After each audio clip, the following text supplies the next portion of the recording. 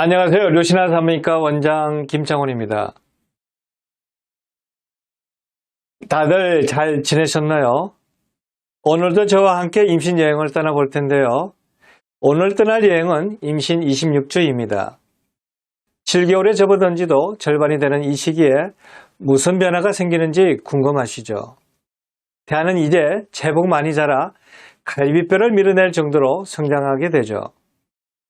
그럼 엄마도 그에 따라 겪는 불편함도 늘어 소화가 잘 안 되거나 변비가 심해지는 증상이 생기게 되는데요.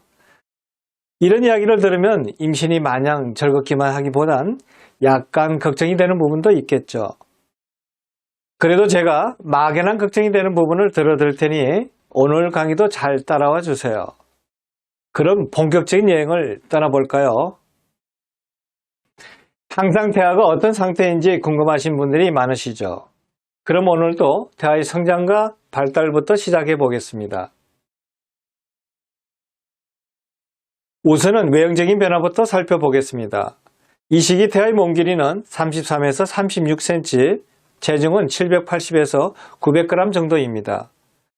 태아는 제법 많이 자라면서 점차 신생아의 모습을 갖추게 되는데요. 이제는 머리숱도 많아지게 되고 눈썹, 속눈썹도 모양을 완전히 갖추게 되죠. 가끔씩 초음파로 확인할 수 있는 모습인데 바로 양수 속에서 갈라진 눈꺼풀을 이용해 눈을 뜨기도 합니다. 때때로 눈을 깜빡거리기도 하는데 시신경이 완성되어 외부의 빛에 반응해 생기는 현상이죠. 그래서 어쩔 때는 눈만 깜빡이는 게 아니라 고개를 돌리는 등의 행동도 합니다. 또한 피부는 여전히 주름이 많고 붉긴 하지만 생후 체온 조절과 생존을 위한 영양분 저장을 위해 지방 생산이 많아지게 되는데요. 그러면서 태아의 몸무게가 급격히 늘어나 전보다는 제법 통통한 모습을 하게 됩니다. 이번에는 태아의 내부적인 변화를 알아보겠습니다. 좀 전에도 언급했지만 태아는 시신경의 발달과 더불어 청각의 발달도 어느 정도 완성이 되어가는 시기인데요. 이런 청각의 발달로 음악이나 엄마, 아빠의 목소리를 점점 잘 알아듣습니다. 이와 함께 소리에 반응해 맥박이 빨라지기도 하고 음악 리듬에 맞춰 몸을 움직이기도 하는데요. 그래서 이 시기에 풍부한 퇴담을 태아에게 많이 해주는 것이 중요하죠. 이런 시신경과 청각의 발달이 바로 태아의 두뇌를 자극해 뇌가 폭발적으로 자라는 데 영향을 미칩니다. 특히 지각과 운동을 관장하는 부분이 발달해 몸 전체를 컨트롤하는 일이 가능해집니다. 이 시기에 하는 다른 중요한 발달은 바로 면역체계의 발달과 폐포의 발달을 꼽을 수 있는데요. 모체로부터 항체가 넘어와 외부 환경에 대해 적응하는 면역체계가 더욱 발달하게 됩니다. 폐포 또한 폐 속에서 발달하기 시작합니다. 폐포 주위에 태아에게 필요한 산소를 흡수하고 이산화탄소를 방출할 혈관이 기하급수적으로 늘어나게 되는데요. 그러면서 콧구멍도 열려 태아는 스스로 자신의 근육을 움직여 숨을 쉬는 흉내를 내게 됩니다.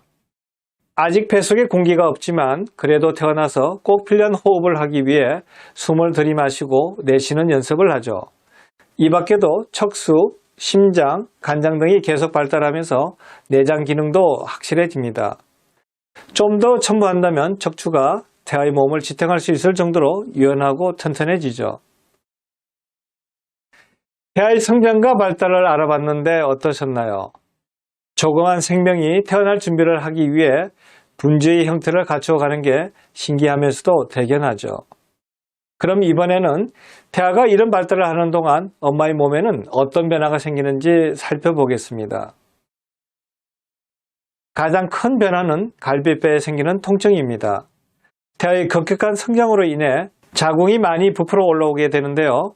자궁의 지름이 35cm 정도가 되면서 자궁저의 길이도 5cm 정도를 넘게 됩니다. 이렇게 올라온 자궁이 맨 아래쪽의 갈비뼈를 바깥으로 밀면서 갈비뼈가 아프기 시작하죠. 다음의 변화는 소화가 안 되고 변비 증상이 심해집니다. 커진 자궁은 단순히 갈비뼈만 밀어내는 게 아니라 위도 압박하면서 소화가 잘 안 되는데요. 더군다나 대장까지 압박해 변비가 더욱더 심해지는 증상이 생깁니다. 그리고 요통, 골반 압박감, 다리 경련 같은 증상이 나타납니다. 불러온 배는 몸의 하복부를 압박하면서 요통, 골반 압박감, 다리 경련 같은 불쾌한 증상을 동반하는데요. 요통은 몸의 중심이 이동하면서 더 심하다고 느낄 수 있는데 바른 자세를 유지해야 악화가 되지 않으면서 막달까지 버틸 수 있죠. 골반 압박감이나 다리 경련 같은 경우는 스트레칭을 해주면서 혈액순환이 잘 되는 것을 곁들여주면 조금은 완화될 수 있습니다. 마지막으로 건망증이 심해집니다. 단순히 정신이 없거나 기억이 안 나는 것 외에도 무언가 깊게 생각하는 것이 귀찮고 머리를 쓰는 일이 부담스럽게 느껴진다면 임신으로 인한 자연스러운 현상이니 걱정하지 않으셔도 됩니다. 이런 현상이 생기는 이유는 호르몬의 증가로 집중력과 기억력에 영향을 주기 때문인데 이는 막달까지 더 심해질 수 있죠. 그러니 그냥 내 몸이 우리 아기를 만드는데 온 신경을 집중하느라 생기는 일이구나 하고 자연스러운 생리현상으로 받아들이는 것이 더 좋습니다. 이렇게 엄마의 몸에 생기는 변화에 대해 알아봤으니 이제 이 시기 임신부가 해야 할 건강관리와 생활수칙을 알아보러 가볼까요? 첫째, 조산이 되지 않도록 주의합니다. 모든 임신부들에게 해당되는 내용인데요. 특히 과거 조산 경험이 있었거나 조기 파수 경험이 있었던 경우 임신성 부종, 임신성 당뇨를 겪거나 쌍둥이를 임신한 임신부들은 조산이 되지 않도록 각별히 조심해야 하죠. 배가 당기거나 아프다면 무조건 쉬셔야 합니다. 둘째, 오래 서 있거나 앉아 있지 않도록 합니다. 불어난 체중과 커진 배로 인해 하복부를 압박하는 증상이 심해지는데요. 이런 증상을 더 악화시키는 것은 자세 때문일 수도 있습니다. 부종이 심하다면 제일 최악의 자세는 오래 서 있거나 오래 앉아 있는 자세인데요. 워킹맘들은 이런 환경을 피하기 힘든 분들도 많으실 텐데요. 그럴 땐 임신부용 압박 스타킹을 신고 출근을 한다거나 1시간 간격으로 핸드폰 알람을 맞춰놓고 5분 정도 스트레칭을 하면 불편한 증상을 완화시키는 데 도움이 될 수 있죠. 셋째, 몸이나 배가 차지 않도록 합니다. 배가 차거나 몸이 차면 혈액순환이 원활하지 않게 되는데 단순히 혈액순환의 문제가 아니라 작은 수축이 자주 올 수 있죠. 그래서 몸에 열이 올라오고 조금 덥더라도 몸을 따뜻하게 유지하는 것이 좋습니다. 양말도 항상 신어주고 찬바닥에 그냥 앉거나 벽에 그냥 기대기보단 방석도 깔고 쿠션도 대고 앉는 것이 도움이 됩니다. 넷째, 빈혈이 생기지 않도록 철분제를 꾸준히 복용합니다. 임신 중기에 조심해야 할 것들이 많지만 그 중에서도 제일 조심해야 하는 것이 빈혈이죠. 임신부가 겪는 빈혈은 대체로 태아의 성장과 발달로 인해 모체의 혈액이 묽어지는 것이 원인인데요. 배가 불러오는데도 몸무게가 별로 늘지 않고 안색이 창백하고 어지럼증이 자주 생긴다면 빈혈 검사를 받아봐야 합니다. 굳이 빈혈이 아니어도 예방 차원에서 철분제를 꾸준히 복용하고 적절한 단백질도 같이 섭취하는 것이 좋습니다. 다섯째, 체중을 조절해야 합니다. 급격한 체중 증가를 예방하고 체중 조절을 위해 매일 같은 시간에 체중을 체크하는 습관을 들이는 것이 좋은데요. 일주일에 250g 이상 증가하지 않도록 주의합니다. 살이 찌지 않도록 관리하는 이유는 여러 가지가 있겠지만 가장 큰 이유는 임신성 당뇨나 임신성 부종을 예방하기 위한 것이죠. 이렇게 임신성 당뇨나 임신성 부종이 생기게 되면 보통 임신 후기에 임신 중독증으로 이어질 수 있기 때문인데요. 이를 미연에 방지하기 위해 중기부터 식단과 운동을 병행하여 체중 관리가 필요합니다. 이렇게 건강관리와 생활수칙까지 살펴봤으니 이번엔 영양관리를 알아보겠습니다. 사실 영양관리는 대단한 것이 아니고 우리가 아는 상식선의 내용이 많아 어렵지 않은데요. 그래도 중요한 4가지 정도로 추려봤습니다. 첫 번째, 녹황색 채소와 비타민 C와 A가 풍부한 식품을 중심으로 식단을 짭니다. 비타민 외에도 섬유질, 무기질 등 다양한 영양소가 필요한데 이를 음식으로 섭취하는 것이 가장 좋죠. 식단을 짤 때 이런 채소를 활용해 음식을 만든다면 좀 더 수월하게 영양관리를 할 수 있습니다. 녹황색 채소에는 시금치, 풋고추, 부추, 쑥갓, 상추, 깻잎, 근대, 아욱, 피망, 늙은 호박, 당근이 있죠.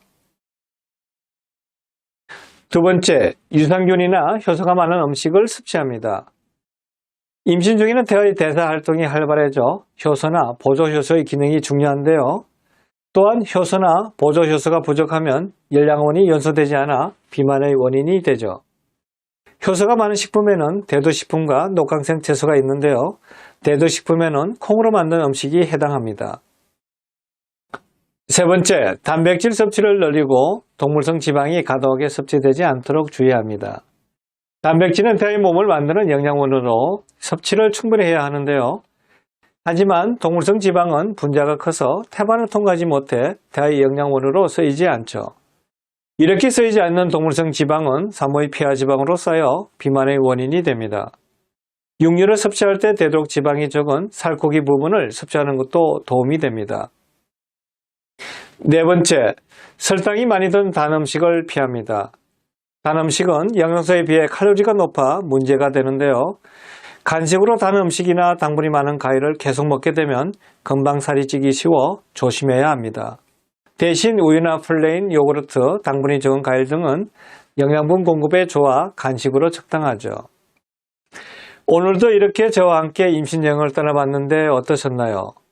26주까지 태아의 성장 과정이나 엄마 몸에 일어나는 변화를 살펴보면 하나의 생명을 만드는 것이 얼마나 오랜 기간에 걸쳐 정교한 과정이 이루어지는지 깨닫게 되는데요.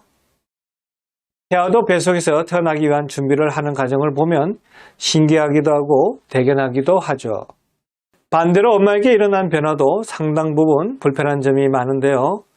이를 남편과 같이 공부하면 사실 임신이 자연스러운 일인 것 같으면서도 그렇게 쉬운 일이 아니라는 점을 알게 됩니다.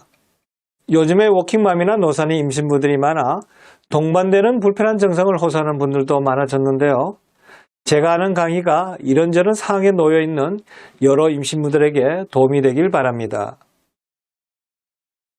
그럼 이런 진심을 담아 오늘 강의도 도움이 되셨길 바라며 이만 마치겠습니다. 오늘도 행복하세요.